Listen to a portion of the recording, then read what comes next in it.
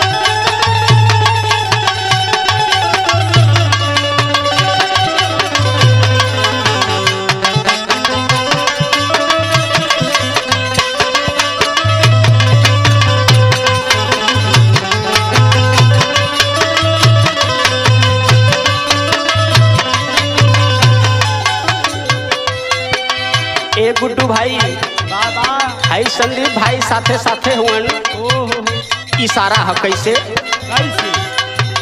स्वार्थ के बाबू माई स्वार्थ के बाबू माई बहिनिया भाई हो बहिनिया भाई बहिनिया भाई हो बहिनिया भाई बहिनिया भाई बहिनिया भाई हो बहिनिया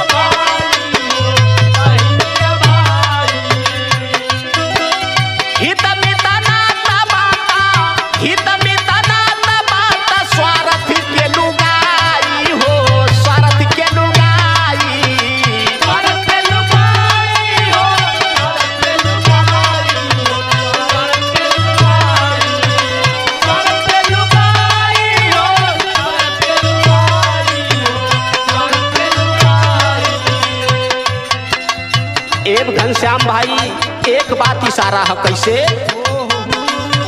लोगवा अरे लोगवा स्वार्थ में बहाई है नैना लोर जगत में केहू ना तोर रे सुगानावा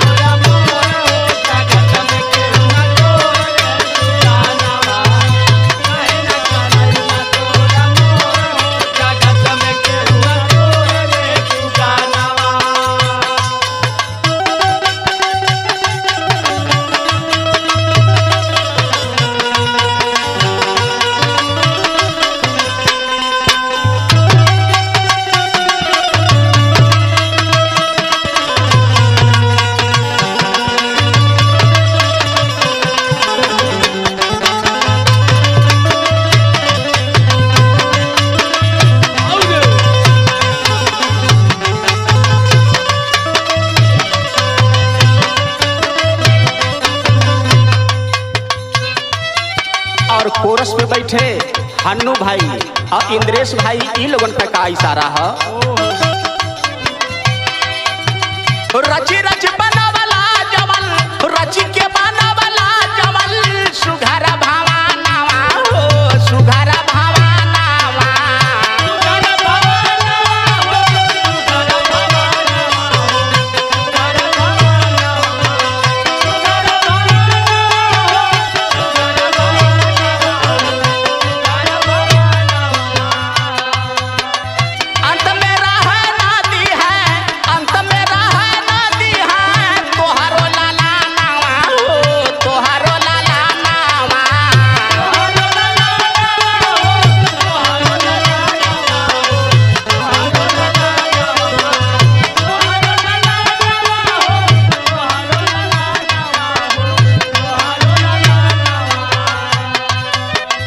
आखिरी समय में नात हित बेटा बेटी भाई बंधु सभी लोग मिलकर के एक काम करिए।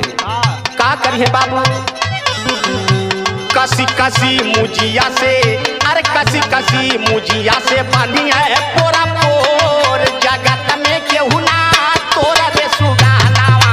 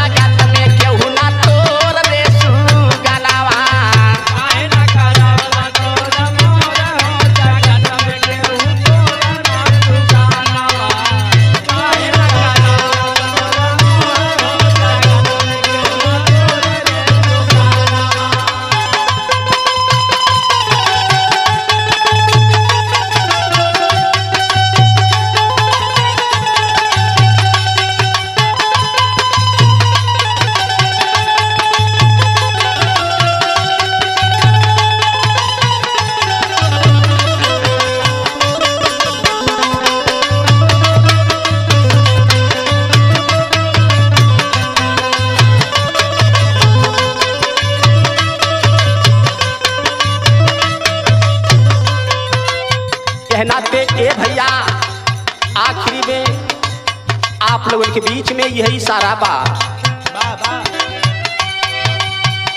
माया वाला पर्दा अपने, माया वाला पर्दा अपने आँखी से हटावा हो, आँखी से हटावा, आँखी से हटावा हो, आँखी से हटावा हो, आँखी से हटावा, आँखी से हटावा हो, आँखी से हटावा हो, आँखी से हटावा।